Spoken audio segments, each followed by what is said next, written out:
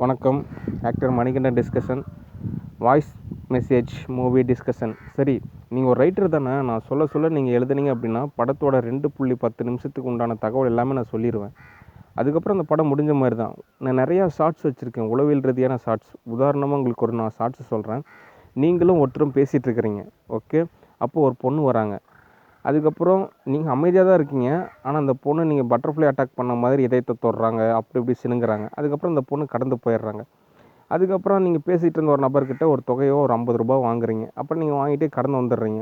அதுக்கப்புறம் அந்த பொண்ணு வந்துட்டு எதுக்கு அவர்கிட்ட 50 ரூபா காசு கொடுத்தீங்க, அவர்கிட்ட எதுக்கு நீங்கள் காசு கொடுத்தீங்கன்னு ரொம்ப சொல்லி அவங்கள ரொம்ப டார்ச்சர் பண்ணுறாங்க. அதுக்கப்புறம் நீங்கள் அந்த காசு கொடுத்த நபர் அந்த ஒரு நாளில் ஃபுல்லாக உங்களுக்கு அந்த காசு கொடுங்கன்னு சொல்கிறாங்க.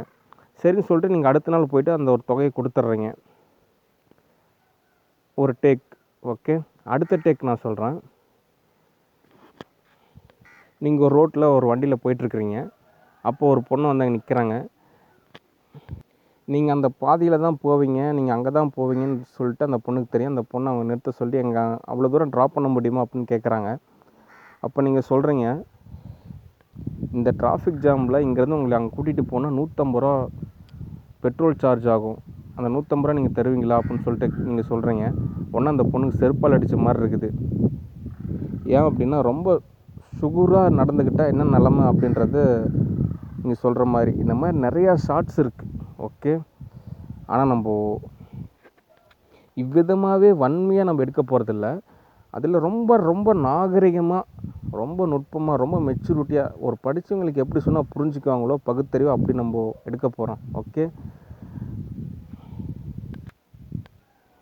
ஒரு பொண்ணுங்க வேலை செய்யும்போது எந்த பசங்களும் அந்த பொண்ணு இந்த கம்பெனியில் வேலை செய்யக்கூடாது அப்படின்னு பொறாமப்படுறதே கிடையாது. ஆனால் ஒரு பசங்க வேலை செய்யும்போது மட்டும்தான் அந்த பொண்ணுங்க இவங்களாம் நல்லாவே இருக்கக்கூடாதுன்னு அப்படின்னு நினைக்கிறாங்க, பொறாமப்படுறாங்க. இவங்களாம் வேலை வெட்டிக்கு போகக்கூடாது, தாடி வச்சுக்கணும், சுற்றணும், ரோட்டில் இருக்கணும் அப்படின்னு நினைக்கிறாங்க. ஆனால் இவங்க மட்டும் ஃபுல்லாக மேக்கப் பண்ணிட்டு நல்லா இருக்குன்னு நினைக்கிறாங்க. ரொம்பவே தவறு. இது மாதிரியான நிறைய உளவியல் கருத்தை வந்து நம்ம இந்த படத்தில் நம்ம சொல்ல போகிறோம், ஓகே.